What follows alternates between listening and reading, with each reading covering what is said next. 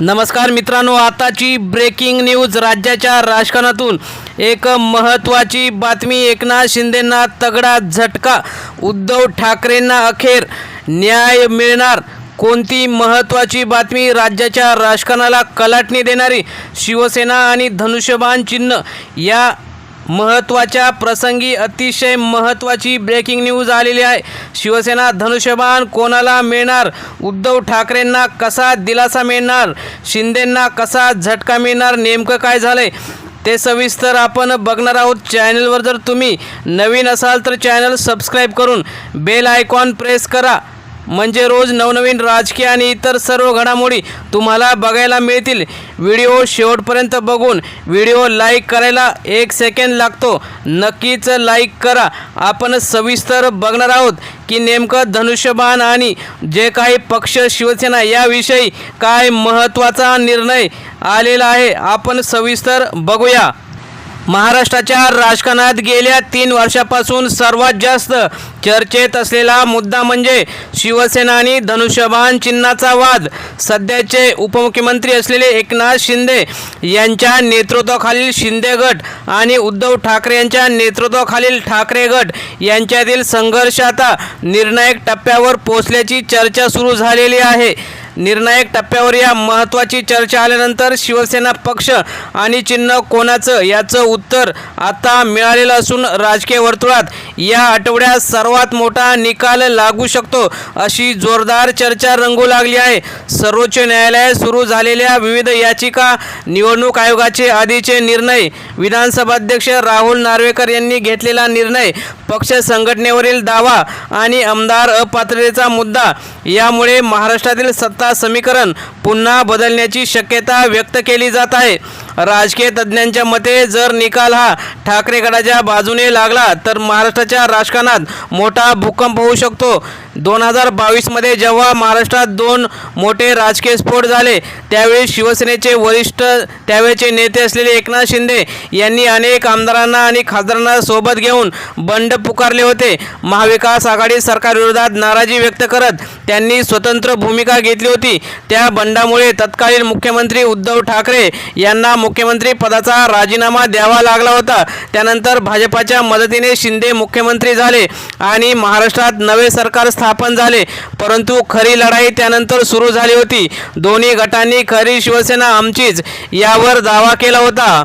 पक्षाचे नाव, चिन्ह, कार्यालय, संघटना आणि राजकीय वारसा यावरून मोठा संघर्ष उभा राहिला होता। शिवसेनेचे धनुष्यबाण चिन्ह हे फक्त निवडणूक चिन्ह नाही तर बाळासाहेब ठाकरे यांच्या विचारांचे प्रतीक मानले जाते। अनेक शिवसैनिकांसाठी हे भावनिक प्रतीक आहे। बाळासाहेब ठाकरे यांनी उभारलेली शिवसेना महाराष्ट्रातील एक प्रभावी पक्ष ठरला होता। त्यामुळे धनुष्यबाण कोणाकडे राहणार हा प्रश्न केवळ कायदेशीर नसून भावनिक आणि राजकीय दृष्ट्याही अत्यंत महत्त्वाचा ठरला आहे। निवडणूक आयोगाने पूर्वी शिंदे गटाला शिवसेना नाव आणि धनुष्यबाण चिन्ह दिलं होतं, त्यानंतर ठाकरे गटाला शिवसेना उद्धव बाळासाहेब ठाकरे हे नाव आणि मशाल चिन्ह मिळाले। मात्र या निर्णयाविरोधात ठाकरे गटाने न्यायालयात आपला लढा सुरू ठेवला। सध्या सर्वोच्च न्यायालयात अनेक महत्त्वाच्या मुद्द्यांवर सुनावणी सुरू आहे। त्यात प्रमुख मुद्दे असे आहेत की आमदार अपात्रता प्रकरण, पक्षावर खरी मालकी कोणाची, पक्ष संविधानातील बदल, व्हीप आणि पक्षनेते पदाचा अधिकार, निवडणूक आयोगाच्या निर्णयाची वैधता। कायदे तज्ज्ञांच्या मते जर न्यायालयाने निवडणूक आयोगाच्या निर्णयावर प्रश्नचिन्ह उपस्थित केले तर शिंदे गटासाठी मोठा धक्का ठरू शकतो। राजकीय वर्तुळात सध्या अशी चर्चा सुरू आहे की अनेक संघटनात्मक पुरावे ठाकरे गटाच्या बाजूने असल्याचं बोललं जात आहे। पक्ष संघटना अजूनही मोठ्या प्रमाणात त्यांच्यासोबत आहे। जिल्हा प्रमुख, शाखा प्रमुख, उपतालुका प्रमुख, तालुका प्रमुख आणि सामान्य शिवसैनिकांचा पाठिंबा कायम उद्धव ठाकरे आणि मातोश्री यांच्यासोबत आहे। पक्ष संविधानात बदल बेकायदेशीररित्या करण्यात आला होता। बंडखोर आमदारांनी मूळ विचारांशी गद्दारी केली। ठाकरे गटाचे नेते वारंवार सांगत आहेत की शिवसेना ही विचारांची लढाई आहे आणि ती पैशाच्या किंवा सत्तेच्या जोरावर संपणार नाही। राजकीय चर्चांमध्ये आणखी एक महत्त्वाची बाब समोर येत आहे. काही राजकीय विश्लेषकांच्या मते भाजप आता स्वतःचा पक्ष विस्तारावर भर देत आहे आणि भविष्यात शिंदे गटावर पूर्ण अवलंबून राहण्याची भाजपची तयारी नाही. देवेंद्र फडणवीस यांच्या नेतृत्वाखालील भाजप महाराष्ट्रात स्वबळ वाढवण्याच्या तयारीत असल्याची चर्चा आहे.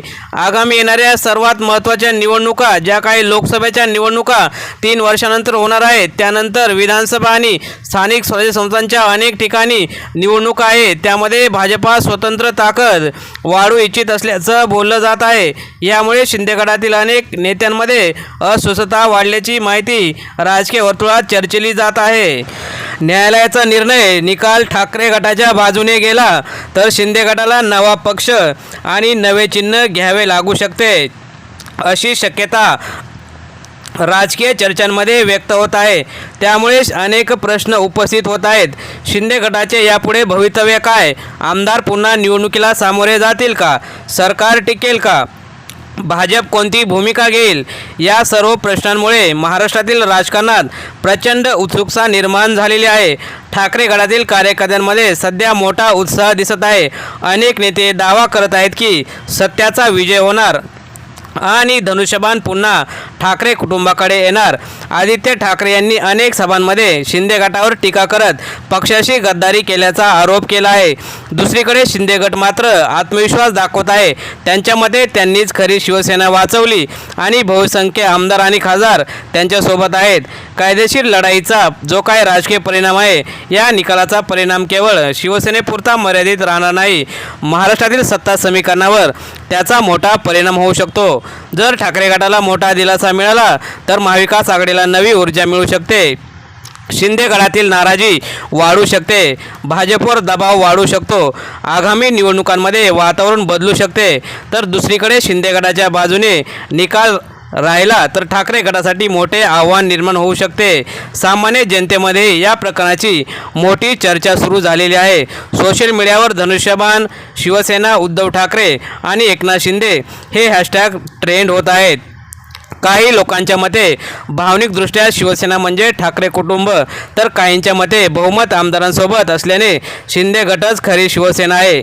आगामी काही दिवस अत्यंत महत्त्वाचे आहेत.